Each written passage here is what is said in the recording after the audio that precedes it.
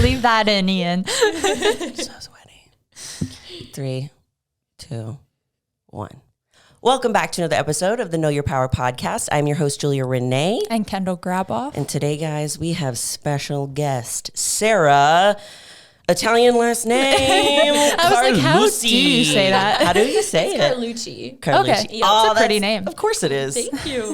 I made it less Italian. It's okay. Which is not cool of me. It's okay. It happens. But guys, Sara is the head assistant coach of the Strive to Thrive community. She's a certified personal trainer and a new athlete for the brand Uphill Battle. Sara, welcome to the podcast. Thank you. I'm so excited to be here. Sara's only been in the room for like 5 minutes, and it's our first time interacting. And you're already like such a good energy. Like I'm very excited for today's podcast. I love that. I was honestly a little nervous getting here because I knew it was super, super legit. And you know me, like I'm filming in the gym, like wiping smudges off of the back of my iPhone. I mean, same. Yeah, I'm like, sometimes I leave them there for character.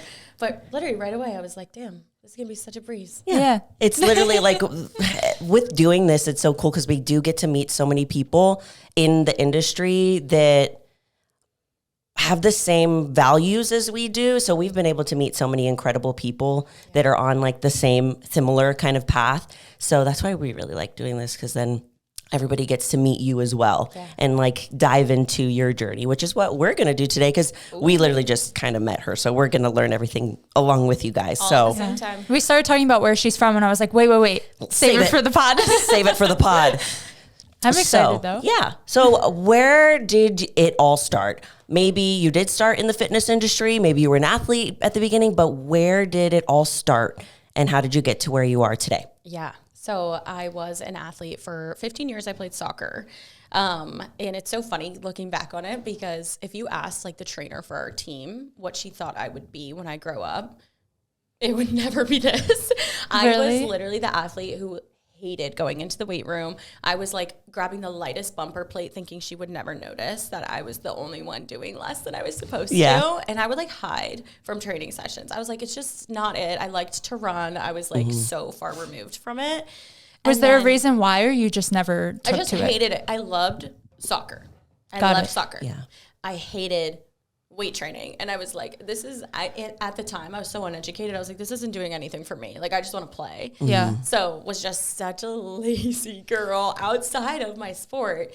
And then once I stopped, I was like, what am I supposed to do now? Like, I'm so bored. I was in college. I was living a very generic college lifestyle, and I was like, I really need to start taking care of myself. And so that's when I actually first got in the weight room. And I just remember, like, at first it felt like such a chore. Like, a lot of people when they first start, I was like, this is so tough. And I was just really hanging around like the treadmills, the machines. And then I started like learning and following a lot of like really educated people. I remember I was like so obsessed with Buff Bunny. She was like my idol. Avatar still is such a Her badass. and like Nikki were like my whole life. Right? Yeah. And that's when I found Whitney Simmons, and I was like, these women are so empowering. Like, I want to be like them.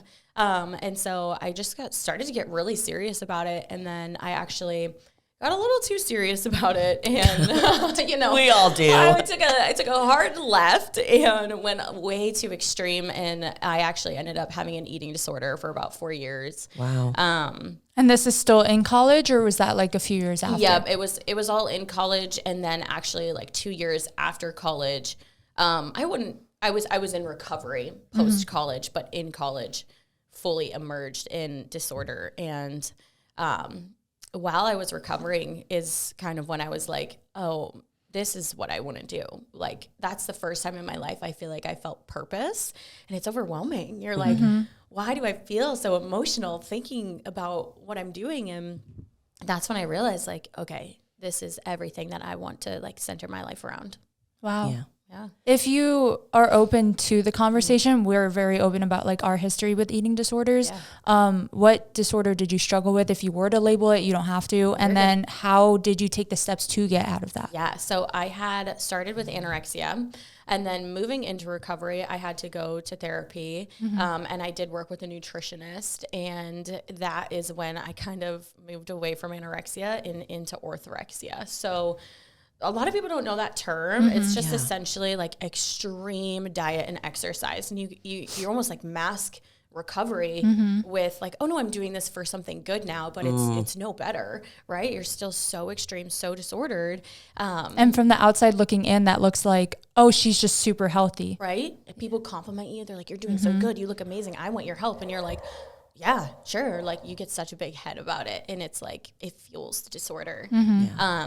I've actually been seeing so much stuff lately that's like reasons I don't compliment people's weight loss.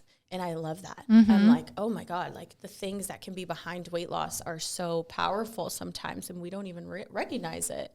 And so at the time I was working like 4 jobs.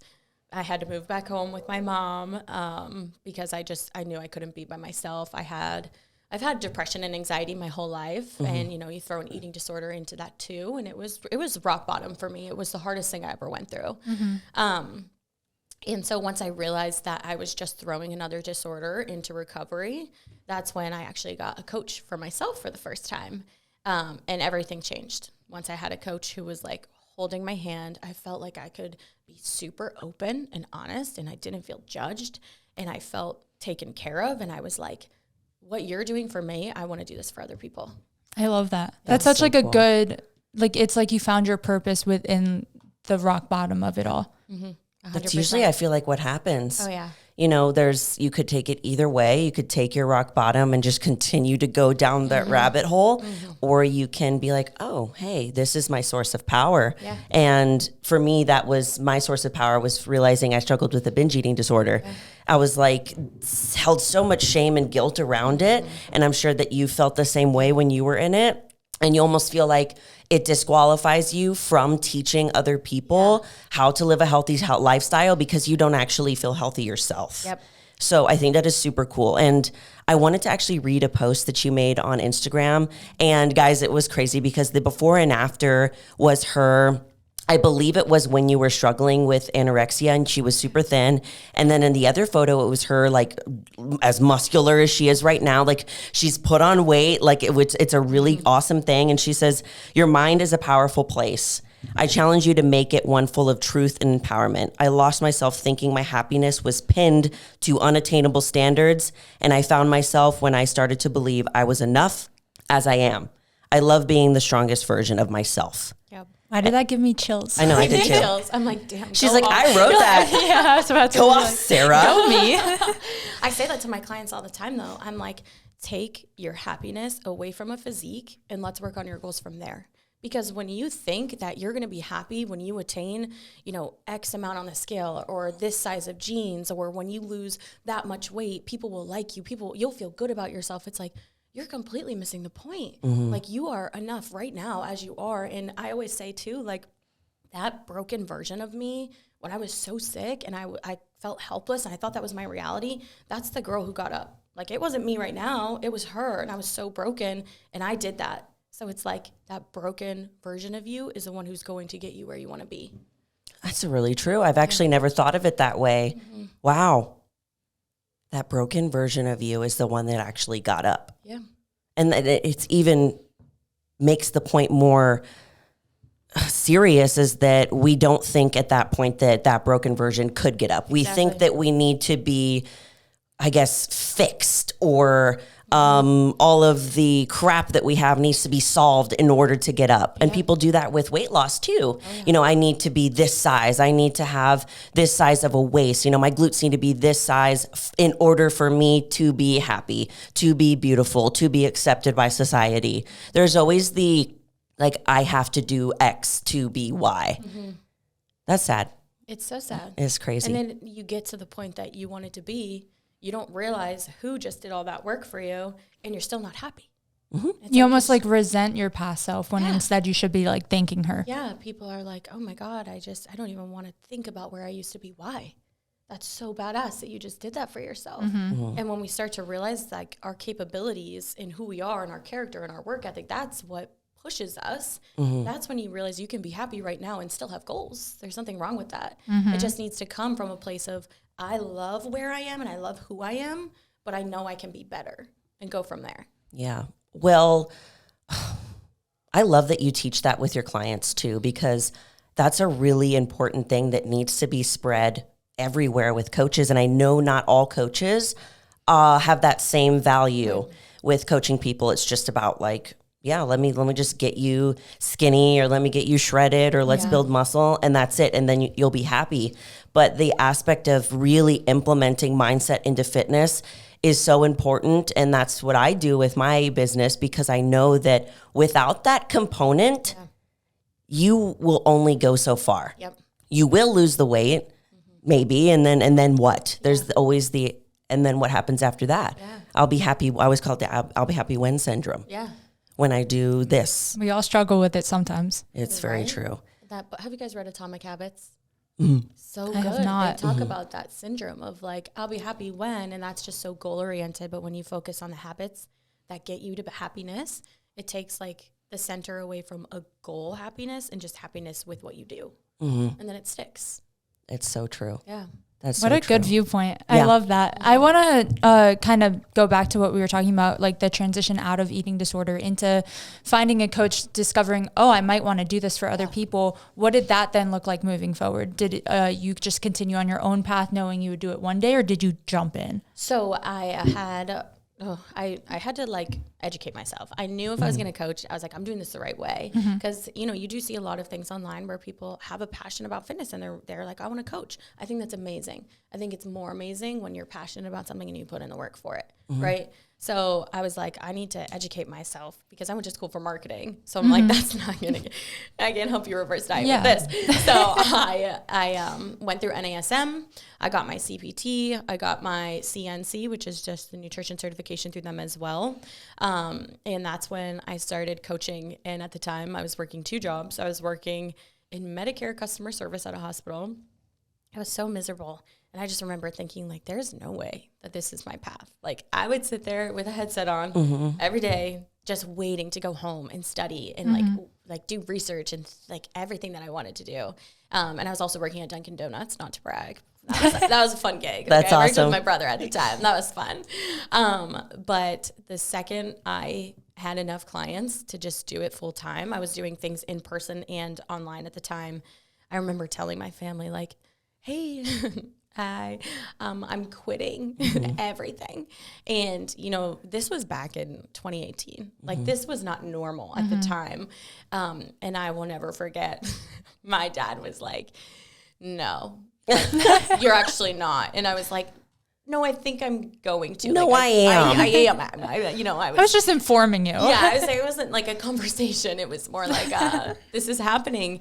And I remember everyone thought I was crazy. Like, my friends believed in me from the very beginning because they grew up with the change of social media. But my family was like, are you sure? And I was like, not really, but yeah, I'm going to go for it. Like, I knew if I had that safety net, I wouldn't be able to change people's lives the way I wanted to. It's like, I want to be all in on this and I don't want any distraction from that. And so I did that by myself for 2 years.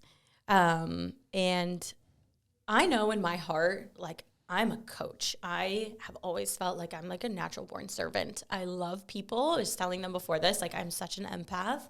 I love to see people see what they're capable of. And I couldn't do it on a larger scale because I'm not a business owner. Okay. That stuff is not for me. It's funny because I went to school for marketing, but I just realized, like, I want to help people and I want to do it on a larger scale. And that's when Caitlin came into play and I started working for her. That's so cool. Yeah. How did you meet her? I love this story. So I don't know if you guys ever heard of Watt on the Waves. It was like a CrossFit cruise that was so big for like 2 years. It Sounds felt cool though. so fun. And I was actually doing CrossFit at the time. And we got invited on this cruise by, we didn't know this girl. We knew her via Instagram, like, hardly. And this girl invited Caitlin and I on the cruise. But you and Caitlin didn't know each other Nope. at this time. And Okay. we hardly knew the girl who invited us. Okay. So this is like we meet in Miami and we met there for the first time. We go on this cruise and that's how we met. Wow. Literally. What a commitment to like. No, I know. It was honestly so perfect. Like, we all got along so well. It was such a fun time. We always laugh about it though, because at the time, Caitlin and I were both going through like really dark times.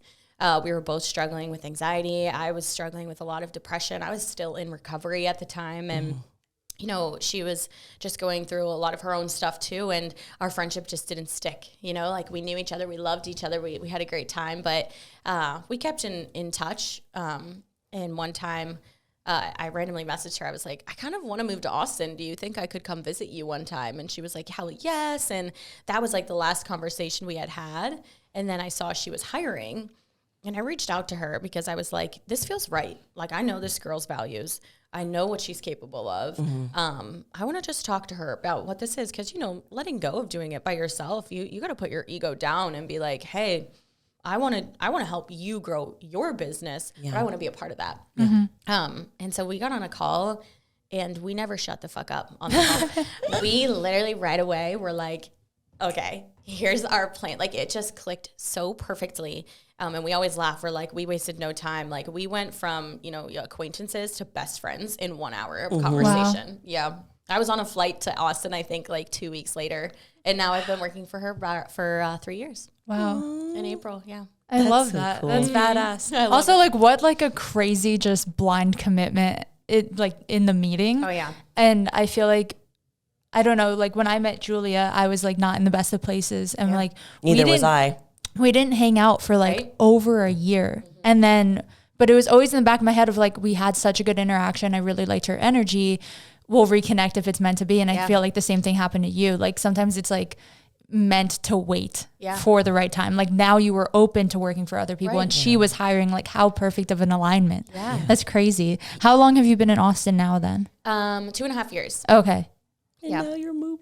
Yeah, you just like dropped that on me. I dropped a bomb. I know. We were vibing and I was like, by the way. Yeah, I was like, Julia introduces me to these girls. I want to be their friend. And then they move. And they leave.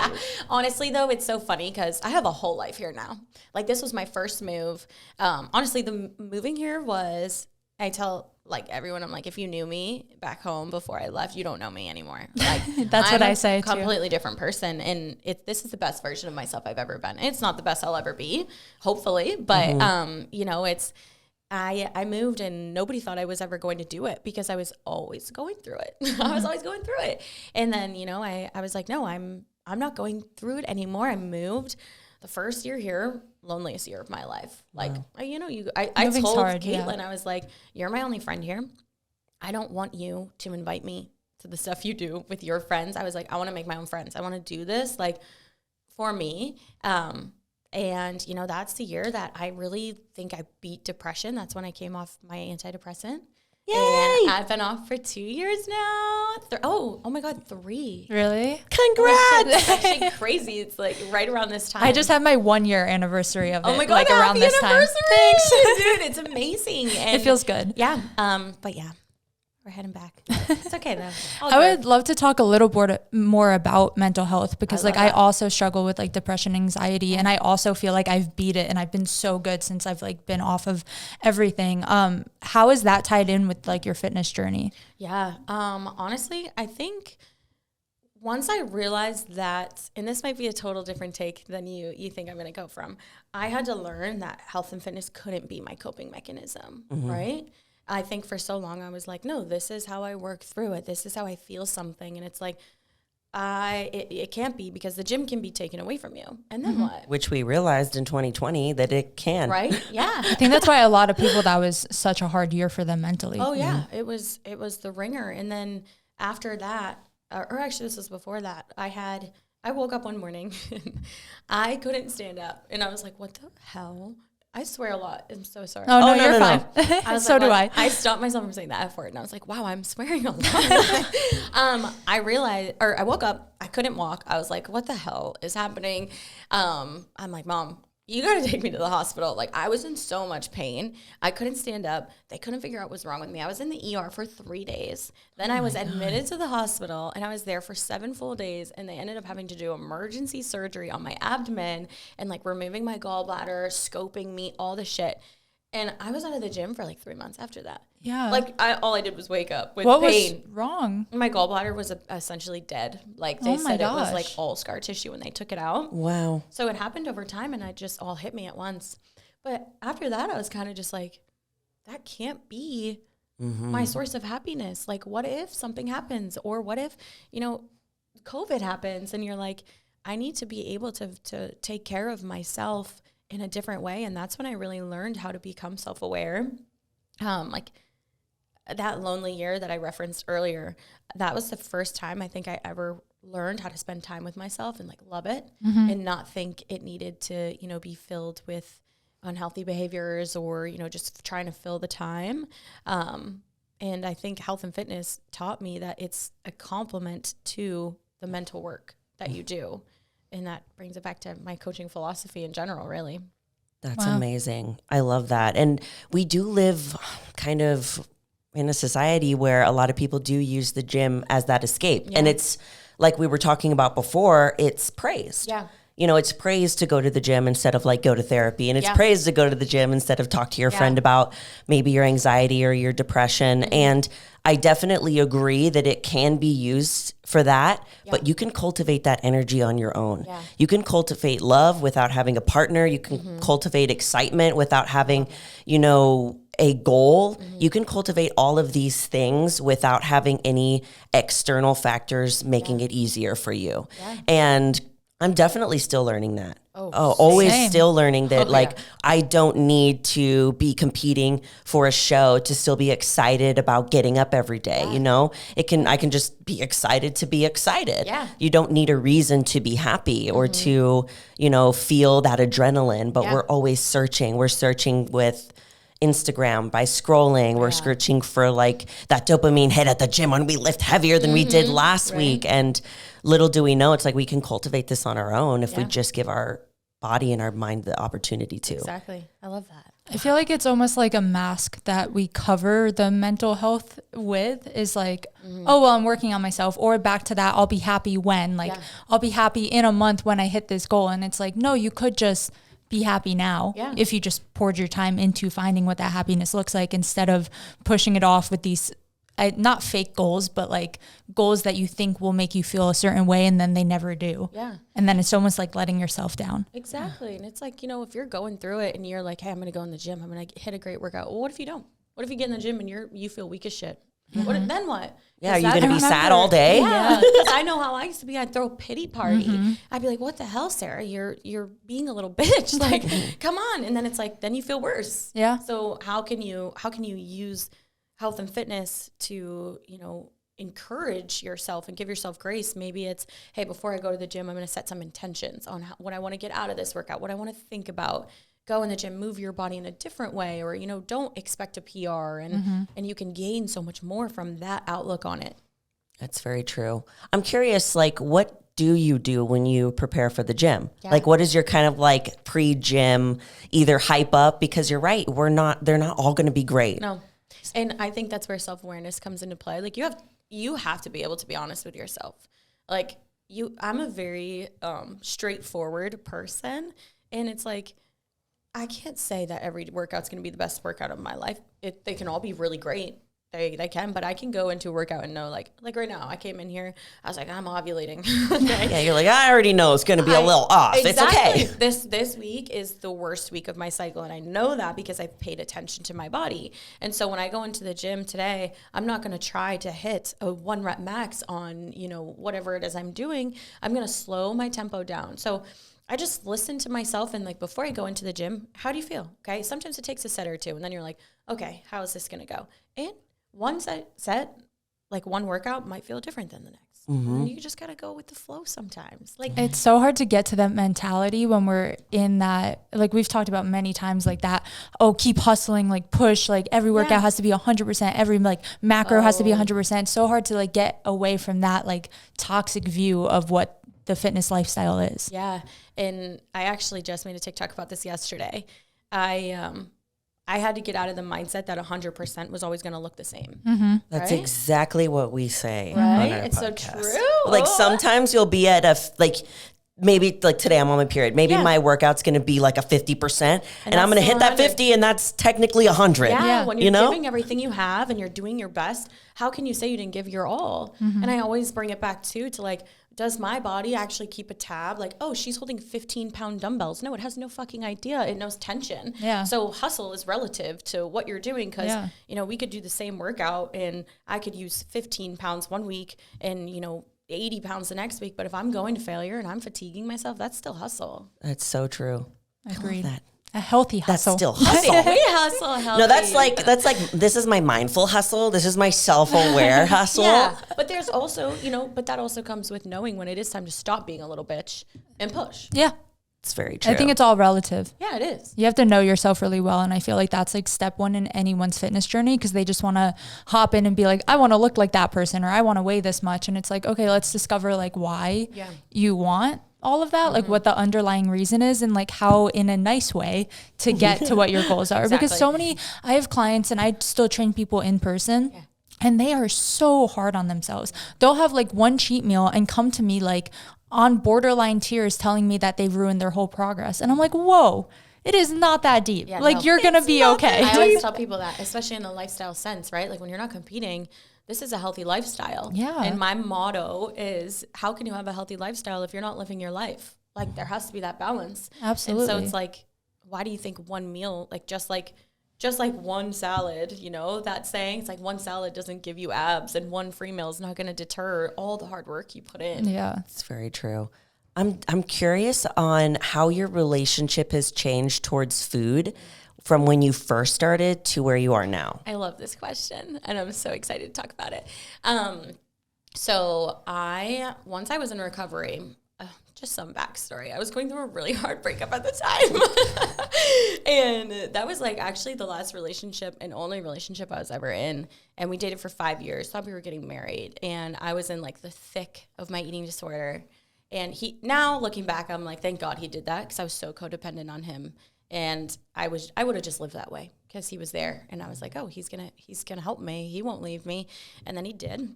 And she goes, and then he did. And then he did. He walked out. No, I'm just kidding. He's a great guy. And like looking back, I know he did that for me. Like he was like, she needs to find her. And I remember the night that he left, I took my food scale and I knocked on my mom's door because I was living at home at the time. And I was like, I want you to hide this and I never want to see it again. And that was when I was still like really going through orthorexia, weighing everything, I would bring my scale to the bathroom with me and like weigh out alcohol when I was with my friends. Like It was so unhealthy, right? It's like, that's where I used to be. And I feel so detached from those behaviors. It's like, I feel like I'm like helping that girl now. Yeah. But then I didn't track with the food scale for years. I haven't touched one since, actually. Wow. And I think that helps my clients a lot too. Is like, hey, like, because I work with a lot of women who come from the same background as me, and a lot of our focus is yes, your body goals, but that needs to come with food freedom and love for yourself, and you can do all of that at the same time. And I think it was important for me to show myself you can still work after your goals and not everything needs to be labeled disordered, because I was in that mindset too. I was like, is this disordered? Is this not disordered? And so I think taking the food scale out of it and just letting myself estimate also opened doors to like going out to eat more and being more spontaneous, letting people cook food for me. And I did that for a long time. And honestly, now I haven't tracked my macros in like 7 months. Wow. Yeah, I eat completely intuitive, and Me too, and it feels so good. It's amazing. It's like I never thought I'd get to this place. Same. And sometimes I'm just like eating a random dinner. It's not even like I think people have this idea that once you let go of macros, you're eating like chicken and waffles for every meal and you don't have a worry. It's like, no, we take care of ourselves. Yeah. And it feels so good to just be at a place where it's like food doesn't have a chokehold on me anymore because I don't give it power anymore. I love that. What drove you to get help? Because you are very self-aware now, but I know we're not always like born that way. Did someone point it out to you? Did you know at the time you had an eating disorder? How did that look? So my friends would say things because I isolated a lot, and I would always just kind of get defensive, and I think they were scared to like sit with me, which I get. And I remember we had a birthday party for me, and everyone, my family was there. Everyone was there, and my mom, everyone was bringing food. It was like this big potluck. It was so fun. And I handed my mom, I will never forget this. I handed my mom a tinfoil wrap with like 4 pieces of asparagus and a chicken breast with no seasoning on it. And I was like, can you hide my food so no one eats it? Okay, and she's like, no one's gonna eat that shit, bitch. No, she's like, I think you're fine, honey. I saw just like her eyes break. Yeah. And she was like, okay, honey.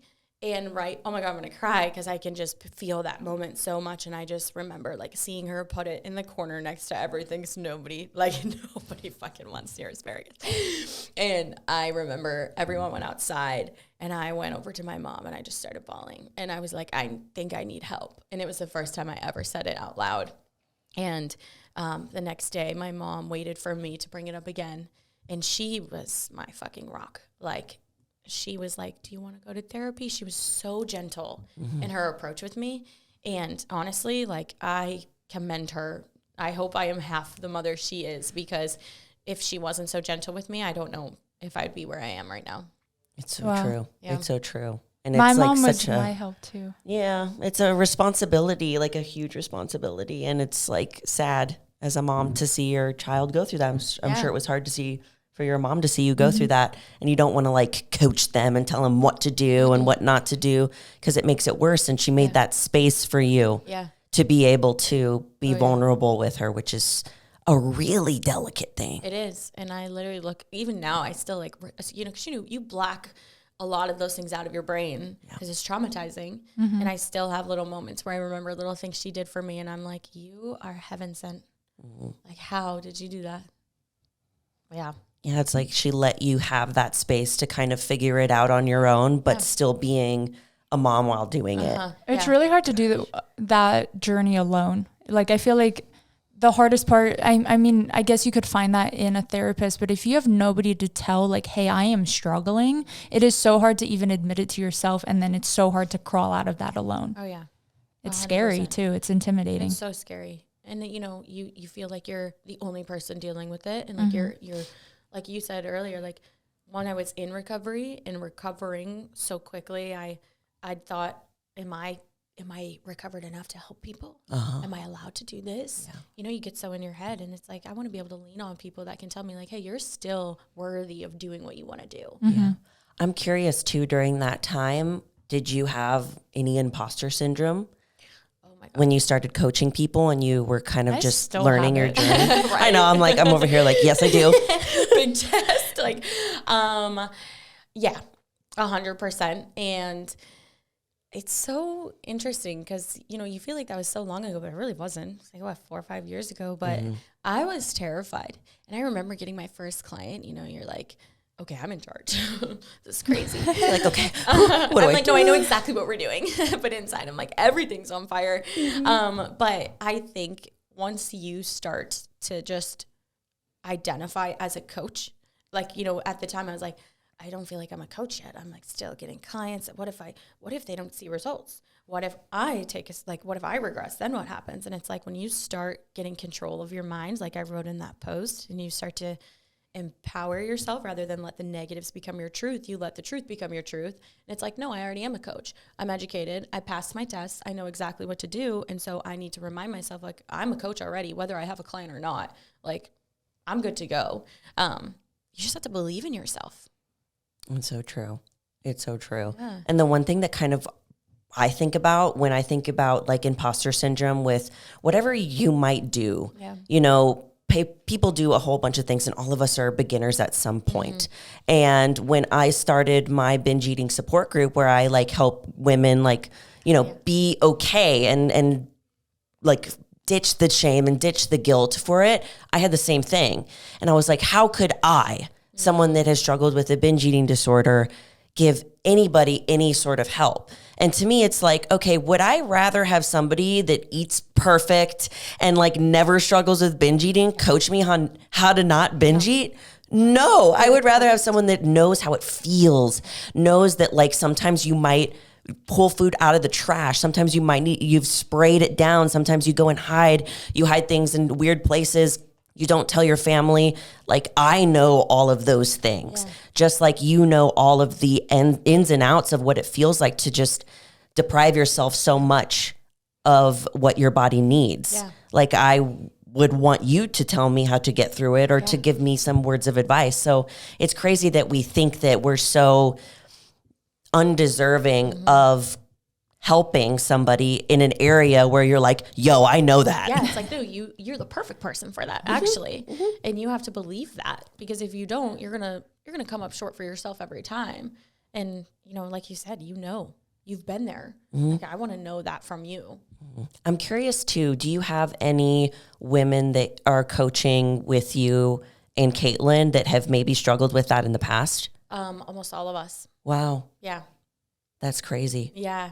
It's amazing. Actually, we have an RD on staff, and it was so cool to see her just level into what she is, because she dealt with a really bad eating disorder, and she knew, like, oh no, I'm gonna be an RD one day. And she's like 23. It's so badass. Wow. We have so many incredible coaches. We have Colleen, she's a physical therapist, went through a crazy eating disorder. Like, it's amazing. Kelsey, she's a nurse now. She went through competing, really bad relationship with her body and food afterward. And then our other coach, Katie, same thing, competitor. Now she's like, no, this is what it's supposed to be like confidence, love for yourself. And so we've all wore really similar shoes. And I think that that's what makes our team so special. Yeah, that's like a superhero gang. Like, it seems like, oh, you've all struggled with this, and this. And in your mind, it's like, this is disqualifying us from being coaches, but you have like everything on deck. Oh, you struggle with this, we got Colleen. You struggle with this, we got Caitlin. Oh, yeah. You know, you have everybody on deck to help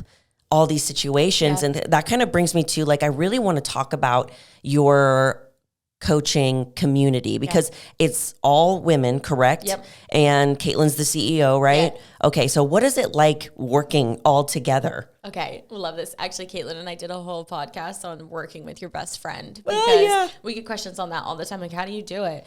Communication is the biggest thing. Like, we know when we're on a Zoom meeting, it's work, and when we're on a FaceTime, it's play. Like, you have to separate it, and you have to know, like, it's not personal. This is business. This is their company. This is our team. We have such an incredible relationship with our staff, and like with all of our clients too. It's like, sometimes I can't even believe this is my life. I'm like, I get to work with women who are so badass, who are so, you know, we're all women. We understand, we're all sensitive. I mean, shit, we're women. Like, come on. Any girl that says they're not sensitive, I'm like, that's a sensitive ass thing to say. Like, you are. Come on. I'm now. painfully sensitive, Oh, so. same. I'm not. Julia's hard. I just feel like, you know, we all have sensitive moments for sure. And, you know, communication is big, keeping an open floor. And God, Caitlin inspires the shit out of me, because she leads with so much vulnerability, which I think is the most inspiring thing anybody could ever do, and grit and resilience. And she knows how to handle all of us individually and as a group.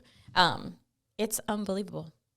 That's so crazy too. Yeah. And it's like, when you get into a certain space, especially the more people that you have that are all together, like, it can get really complicated. You know, you have different personalities, different ways that people need to be talked to.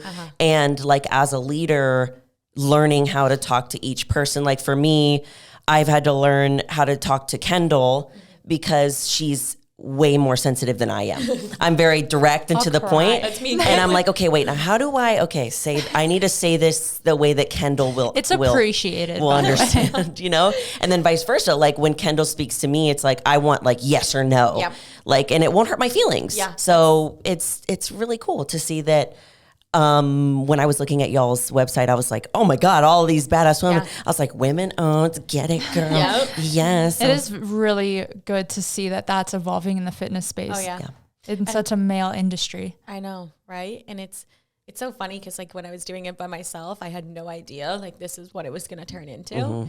I just remember Caitlin and I sitting in her living room being like, I wonder what the team's going to look like in a couple of years. And now there's 6 of us. Was it just you two to start? Yeah. Wow. So you were like her first person she brought on. That's even crazier. You got to like witness this evolution. It's been incredible. Now, what about when you leave? What is it going to look like then? I mean, obviously you guys don't live together now, so it's like you still have to be on Zooms regardless, but what is that transition going to be like? Honestly, work-wise, it's not gonna change anything. You know, we're going to be able to do everything that we need to do. Friendship-wise, we can't even talk about it yet. Like, not even. We do everything together, so it's going to be tough. But honestly, technology, love the fact that we can be with anyone wherever they are, just virtually even. It's so nice. It's true. You got to come visit though. Yeah. Oh, I will be here consistently. Now you have to come hang out with us. I can't wait. I can't wait to visit. Oh my God. Haven't even left yet. And Yeah, I'm like, no. What's major decision? So I don't know if we said it on the pod. You're from Pennsylvania. That's where you're moving back to, correct? Yes. What made you make that decision? I knew I wasn't going to stay in Austin forever. And it's so weird because when I left home, I was the girl who like swore it off forever. I was like, adios, bitches. You will not ever see me again unless it's the holidays. Okay, bye.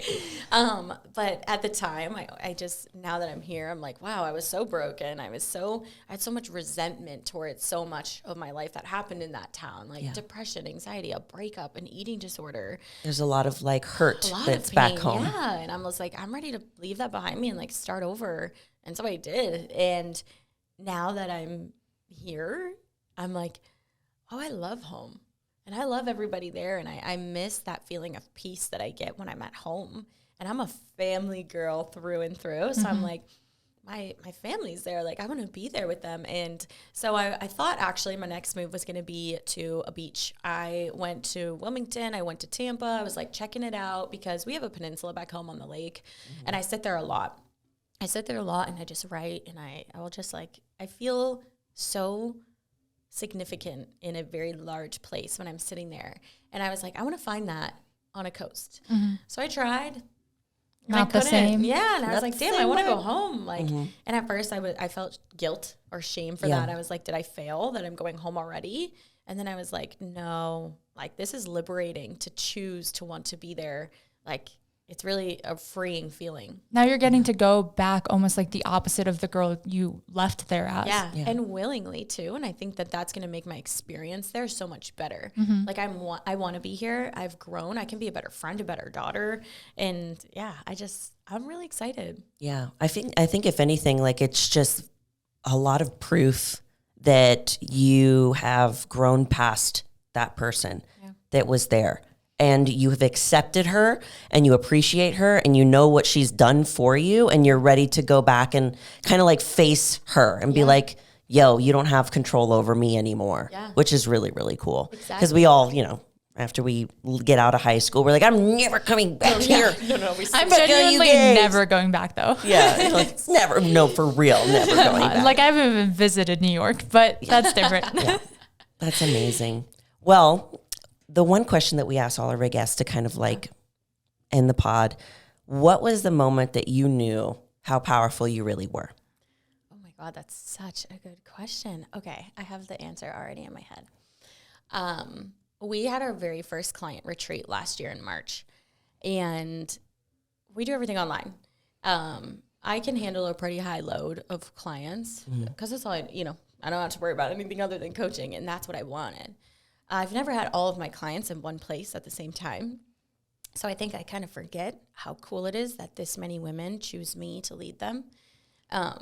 And we had the live event, and I had all my clients in front of me, hugging me. We were taking pictures as a group, and I just remember full body chills, just staring at them all together.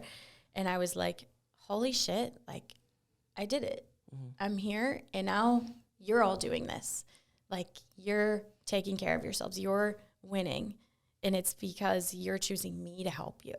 And I think that was the moment that I was just like, damn, I really chose a new reality.